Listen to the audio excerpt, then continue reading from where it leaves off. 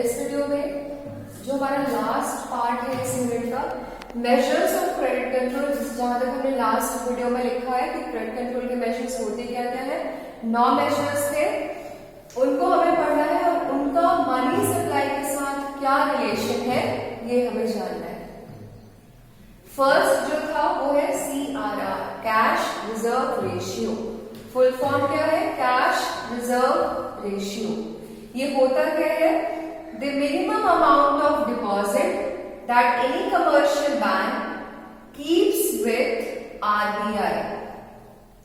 अपने total deposit में से कमर्शियल बैंक के पास पब्लिक अपने पैसे जाके डिपॉजिट करती है, उन टोटल पैसों में से कुछ पार्ट कमर्शियल बैंक किसके पास डिपॉजिट कर देता है? RBI के पास, और इसको आप क्या कहते हो? Cash reserve ratio. अगर कमर्शियल बैंक के पास आया 100 रुपए, कैश रिजर्व रेशियो है 5%, तो RBI के पास वो कितने रुपए रखेगी? 5 रुपए। अब कमर्शियल बैंक के पास कितने पैसे बच गए? 95। तो अगर कमर्शियल बैंक के पास डिपॉजिट आया 100 रुपीज, तो क्या लोन के फॉर्म में वो लोगों को 100 रुपीज दे पाएगी? नहीं। कितने रुपीज दे पाएगी? 95, क्योंकि 5 रुपए उसे कहां डालने होंगे? RBI के पास। तो ये जो 5 रुपए है ये हमने कैसे डिसाइड करा? इस परसेंटेज से, CRR से। So cash reserve ratio is the minimum amount of deposit of any commercial bank that it keeps with the RBI. अब मनी सप्लाई के साथ इसका रिलेशन पढ़ना है हमें। सबसे पहले क्यों पढ़ना है? मैंने आपको बताया था कि क्रेडिट कंट्रोल और क्रेडिट क्रिएशन का आपस में रिलेशन होता है। क्या रिलेशन होता है? कि क्रेडिट कंट्रोल में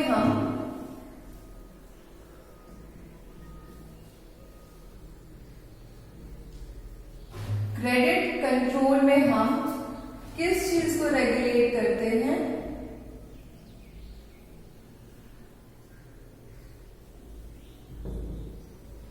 क्रेडिट क्रिएशन को। क्रेडिट क्रिएशन कौन करता है? Commercial bank. और इस क्रेडिट क्रिएशन के मीडियम से क्या बनता है? Money supply. तो because A is related to B and B is related to C, that is why A is related to C. Okay? Now अब देखिए कि कैसे CRR और मनी सप्लाई के बीच का क्या रिलेशन है। रिलेशन है कि अगर CRR बढ़ेगा मनी सप्लाई घट जाएगा, या वाइस वर्सा, अगर ये घटा तो मनी सप्लाई बढ़ जाएगा। पहले रिलेशन को ध्यान में रखना है आपने कि अगर CRR बढ़ा मनी सप्लाई घट गया, अगर CRR घटा मनी सप्लाई बढ़ गया, तो इनवर्स रिलेशन होता है इन दोनों के बीच में। एक बढ़ेगा दूसरा घटता है। हाउ? कैसे ऐसा होता है? मान लीजिए कमर्शियल बैंक के पास जो टोटल डिपॉजिट आया वो कितना है? 100 रुपए। CRR 5% था, RBI को उसे कितना देना पड़ेगा? 5। मनी सप्लाई कितना रहा उस वक्त? 95। अब अगर हम इस CRR को बढ़ा के 10% कर दिए, अब RBI को कितने रुपए दे रहे हैं? 10 रुपए। मनी सप्लाई कितना हो गया? 90। जैसे ही CRR बढ़ा मनी सप्लाई क्या हो गया? घट गया। अब अगर इसको हम घटा के 3% कर देते तो RBI को कितने रुपए देने होंगे? 3। मनी सप्लाई कितना रहेगा? 97। जैसे ही CRR घटा मनी सप्लाई क्या हो गया? बढ़ गया। एक बार इसको ध्यान से देखिएगा। CRR है क्या? टोटल डिपॉजिट का वो पोर्शन जो RBI को देना होता है। CRR और मनी सप्लाई के बीच में इनवर्स रिलेशन है। CRR और मनी सप्लाई का रिलेशन हम क्यों पढ़ रहे हैं? क्योंकि क्रेडिट क्रिएशन से क्या जनरेट होता है? Money supply. और कैश रिजर्व रेशियो एक तरीका है क्रेडिट क्रिएशन को कंट्रोल करने का। CRR अगर 5% है, मनी सप्लाई 95। अगर CRR 10% है, मनी सप्लाई 90। ये बढ़ा, ये घट गया। अगर CRR 3% है, मनी सप्लाई 97। ये बढ़ा, ये घटा, तो मनी सप्लाई बढ़ गया। इसमें 3 चीजें आपने ध्यान में रखनी है। पहला full form cash reserve ratio, दूसरा वो है क्या, minimum amount of deposit of any commercial bank that it keeps with the RBI, तीसरा सीआरआर और मनी सप्लाई के बीच में क्या रिलेशन होता है, एक अगर बढ़ेगा तो दूसरा घटेगा, दूसरा अगर घटेगा तो मनी सप्लाई बढ़ेगा। कैसे ये रिलेशन एग्जिस्ट करता है इसको आप इस तरह से दिखाएंगे। कमर्शियल बैंक का टोटल डिपॉजिट लोगे, सीआरआर लोगे, आरबीआई के साथ डिपॉजिट सीआरआर से आप पता कर सकते हो, और जितने पैसे आपने आरबीआई के पास रखने हो माइनस टोटल डिपॉजिट जो हो जाएगा वो आपका मनी सप्लाई होता है। नेक्स्ट जो था टूल वो है SLR, स्टैट्यूटरी लिक्विडिटी रेशियो। सबसे पहले full form statutory liquidity ratio, ये क्या है, पार्ट ऑफ टोटल डिपॉजिट किसका, कमर्शियल बैंक का, जो उसको रखना होता है किसके साथ, खुद के पास। पार्ट ऑफ टोटल डिपॉजिट जो किसी भी कमर्शियल बैंक को कहां रखना होता है, खुद के साथ, तो हम उसको क्या बोलते हैं, SLR। SLR और मनी सप्लाई के बीच में भी वही रिलेशन है, SLR बढ़ेगा मनी सप्लाई घटेगा, SLR घटेगा मनी सप्लाई बढ़ेगा। कैसे, बिल्कुल उसी तरह से SLR लेंगे, टोटल डिपॉजिट लेंगे, मनी सप्लाई लेंगे। SLR अगर है 20%, टोटल डिपॉजिट 100 रुपए, मनी सप्लाई 80। SLR अगर है 10%, टोटल डिपॉजिट 100 रुपए, मनी सप्लाई 90। ये जब ज्यादा है,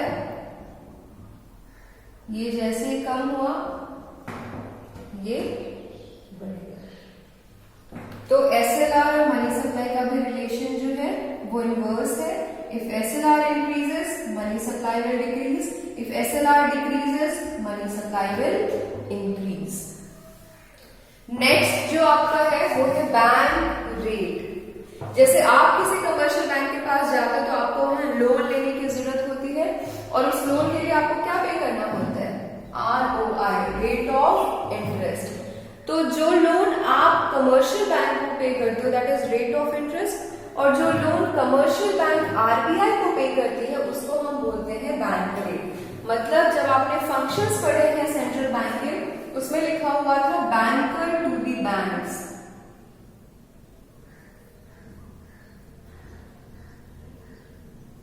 मतलब कमर्शियल बैंक्स को जब पैसों की जरूरत होती है तो वो कहां जाती है,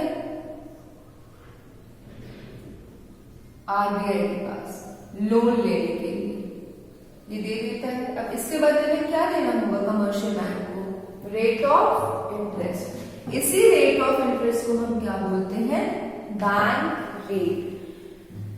the rate of interest at which RBI offers loans to the commercial banks, वैसा रेट ऑफ इंटरेस्ट जिसपे आरबीआई ऑफर करता है लोन किसको, कमर्शियल बैंक्स को, उस रेट ऑफ इंटरेस्ट को हम क्या बोलते हैं, बैंक रेट। ओके, उस रेट ऑफ इंटरेस्ट को what do we call it, bank rate. Bank rate और मनी सप्लाई के बीच में इनवर्स रिलेशन है। बैंक रेट बढ़ेगा मनी सप्लाई घट जाएगा, बैंक रेट घटेगा मनी सप्लाई बढ़ जाएगा। कैसे, आप अपने ऊपर सोचिए, अगर आपको पता चले कि अभी लोन्स जो है वो सस्ते हो गए हैं, कम रेट ऑफ इंटरेस्ट आपने देना है, तो आप लोन ज्यादा लेते हो। अगर पहले 5% था बैंक रेट, तो इस पे मान लीजिए लोगों ने 10 कमर्शियल बैंक से 10,000 रुपए का लोन लिया। अब अगर ये 7% हो गया बैंक रेट, तो जो लोन वो ले रहे थे वो अब 5,000 रुपए हो गए। कमर्शियल बैंक जब लोन लेते हैं, ये जो लोन है, इस लोन को फर्दर क्या करते हैं, मनी सप्लाई पब्लिक को देते हैं लोन के फॉर्म में। तो अगर बैंक रेट 5% मनी सप्लाई 10,000 था, बैंक रेट जैसे ही 7% हुआ, अब कमर्शियल बैंक को हायर रेट ऑफ इंटरेस्ट पे करना होगा, तो मनी सप्लाई क्या हो गया, रिड्यूस हो गया। तो बैंक रेट और मनी सप्लाई के बीच का भी जो रिलेशन है वो कैसा है, इनवर्स। नेक्स्ट है आपका रेपो रेट और रिवर्स रेपो रेट। इन दोनों को थोड़ा ध्यान से समझिए। सबसे पहले इसको देखिए, रेपो रेट क्या होता है। कल की क्लास में मैंने आपको वीडियो में सिक्योरिटीज के बारे में बताया कि सिक्योरिटी होते हैं शेयर्स या बॉन्ड्स, जिनके लिए अभी आपको समझना है कि उनसे आप क्या अर्न करते हो, प्रॉफिट अर्न करते हो, बस इतना ध्यान में रखना है। सिक्योरिटीज शेयर्स को बेचा और खरीदा जाता है, तो वो रेट जिसपे आरबीआई अपनी सिक्योरिटी बेचती है, किसको, कमर्शियल बैंक को, वो रेट जिसपे आरबीआई अपनी सिक्योरिटी बेच रही है, किसको, कमर्शियल बैंक को, उस रेट को हम क्या बोलते हैं, रेपो रेट। अब इसका डायग्राम कैसे आपने समझना है, फ्लो देखिए चार्ट का। आरबीआई है, सिक्योरिटीज सेल कर रही है, कमर्शियल बैंक्स हैं, सिक्योरिटीज बाय कर रही है। जो बाय कर रहा होता है उसको पैसे पे करने होते हैं, तो प्राइस का फ्लो कमर्शियल बैंक से आरबीआई की तरफ होगा, और इस प्राइस को हम क्या बोलते हैं, रेपो रेट। पहले आपको समझना है रेपो रेट क्या होता है।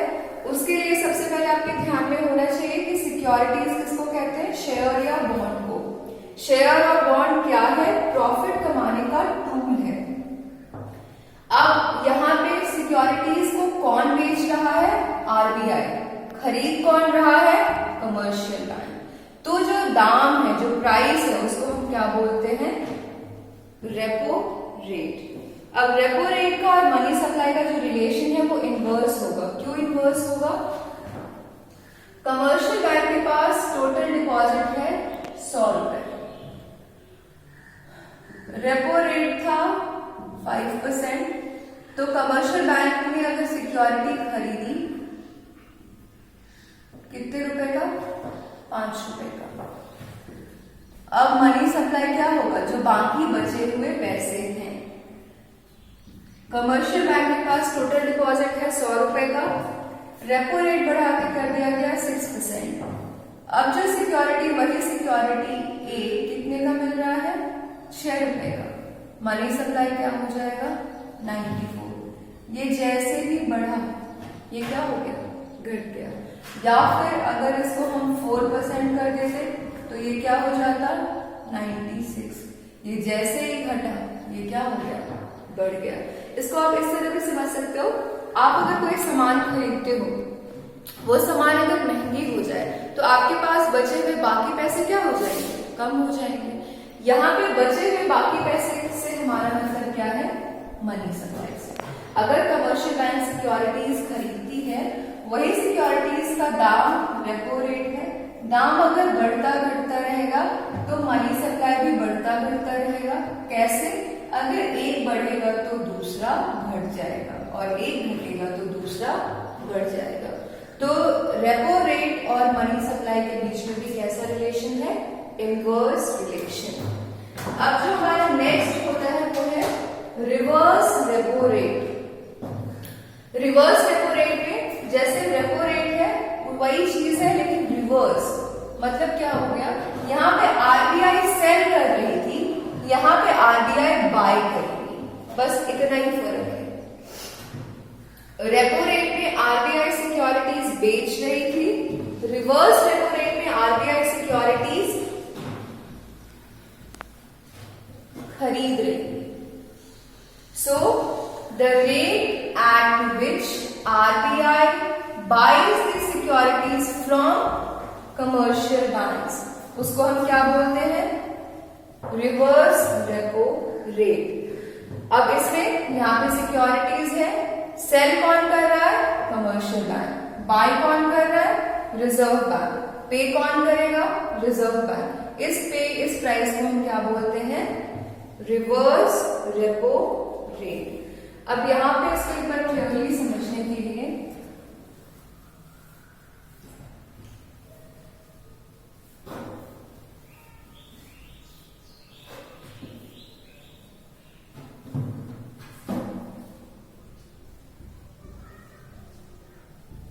बायर अगर आरबीआई है और सेलर अगर कमर्शियल बैंक है। ये हो गया एक केस। दूसरा केस हो गया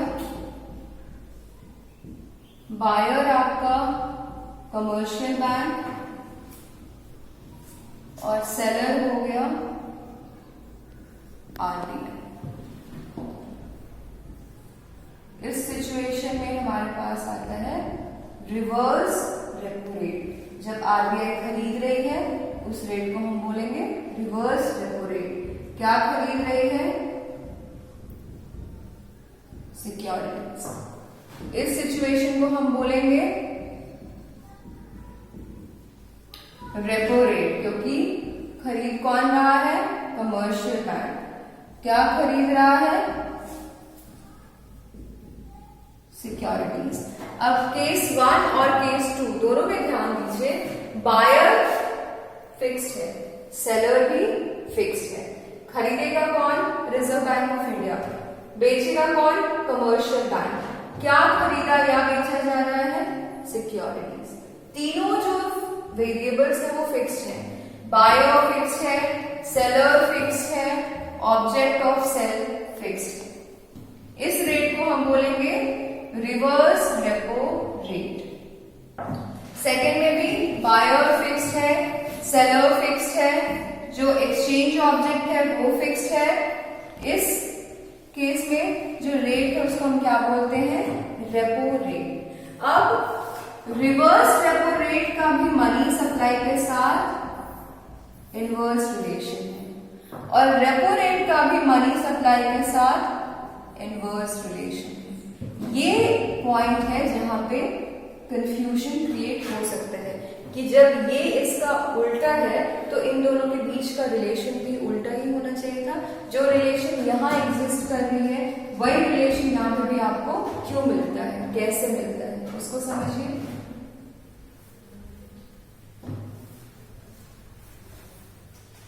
रेपो रेट का तो क्लियर है। कोई सामान कमर्शियल बैंक खरीद रही है, उसका दाम बढ़ गया तो बाकी बचे पैसे कम हो जाएंगे।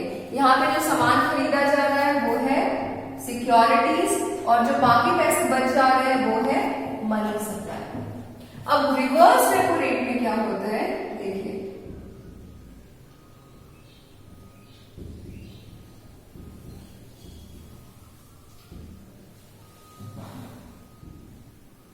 सिक्योरिटीज बेची जा रही हैं किसको? आरबीआई को। अब सिक्योरिटीज आरबीआई को बेची जा रही है। सिक्योरिटीज खरीदने से क्या मिलता है? प्रॉफिट। ये प्रॉफिट भी कहां जाएगा? आरबीआई के पास।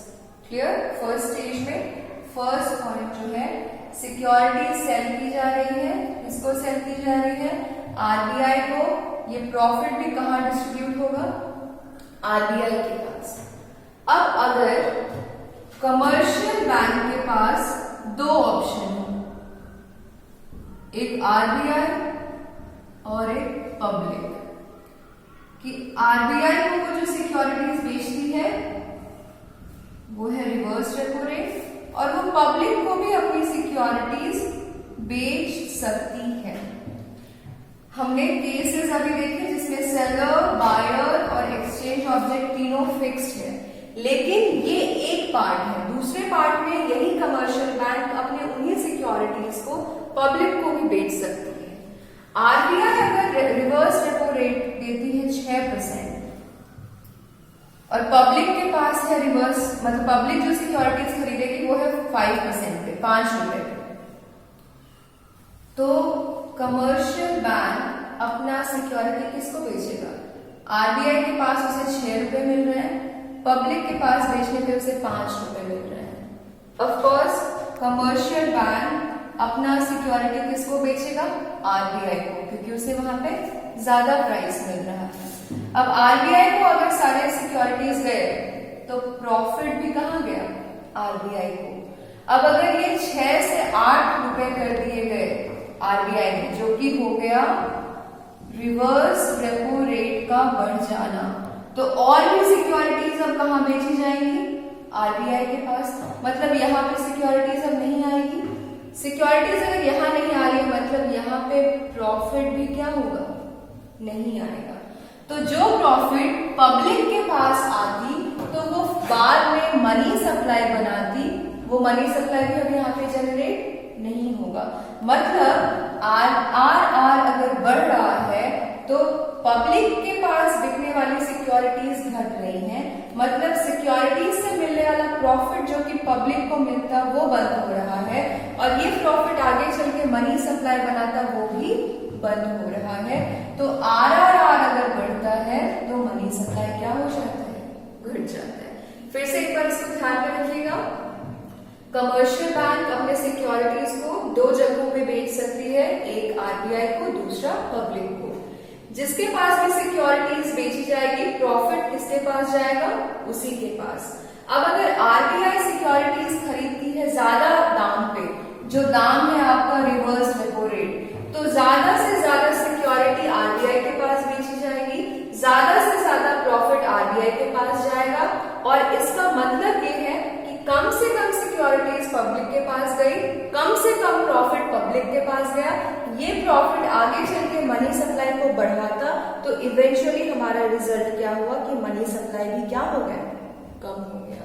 तो रिवर्स रेपो रेट और मनी सप्लाई का भी इनवर्स रिलेशन है, और रेपो रेट और मनी सप्लाई का भी इनवर्स रिलेशन है। इसमें कंफ्यूजन नहीं कीजिएगा। क्वालिटेटिव टूल्स में, क्वांटिटेटिव टूल्स में ये 5 है, क्वालिटेटिव टूल्स में आगे 4 है। एक बार इसको समराइज कर लीजिए। ये सारे जो टूल्स है वो क्वांटिटेटिव है, सब में क्वांटिटी की बात कर रहे हैं। 5%, 3%, 20%, 80%, जो भी हम क्वांटिटेटिव टर्म्स में बात कर रहे हैं।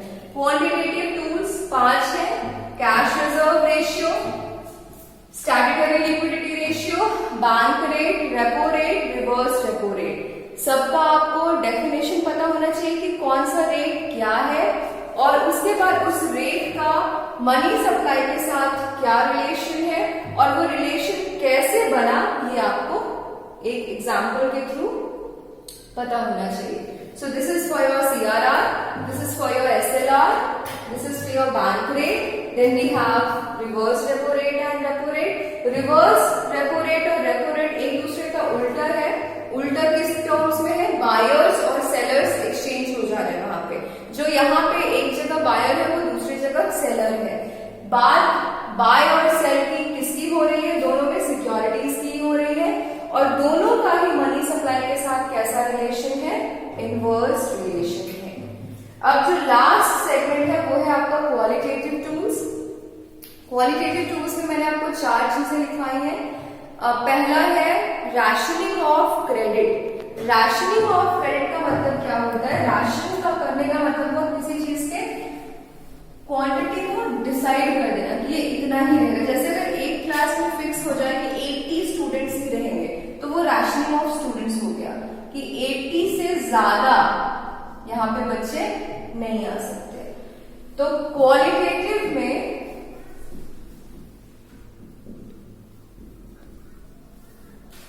जो पहला टूल है which is rationing of credit, इसमें आरबीआई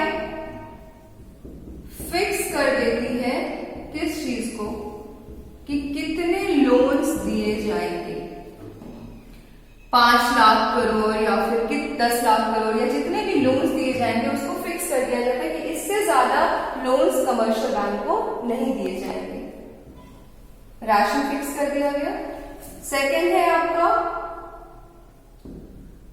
डायरेक्ट कंट्रोल, जिसमें डायरेक्टली ऑर्डर देती है कि या तो मनी सप्लाई को घटाओ या फिर मनी सप्लाई को बढ़ाओ। वो ऑर्डर कर रही है कमर्शियल बैंक्स को डायरेक्टली।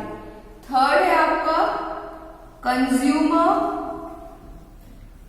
क्रेडिट रेगुलेशन, जो हमें जो कमर्शियल बैंक से पैसे मिल रहे हैं पब्लिक को जो कमर्शियल बैंक्स पैसे दे रहे हैं इसको रेगुलेट करती है कि कितने पैसे दे रहे हैं, कितने पैसे नहीं दे रहे हैं। कंफ्यूजन यहाँ पे मत लाइएगा। राशनिंग ऑफ क्रेडिट में आरबीआई लोन्स को फिक्स कर रही है जो कि वो कमर्शियल बैंक्स को देती है। कंज्यूमर क्रेडिट में वो कमर्शियल बैंक जो पब्लिक को पैसे दे रही है उसको कंट्रोल कर रही है। और लास्ट था मोरल प्रेशर।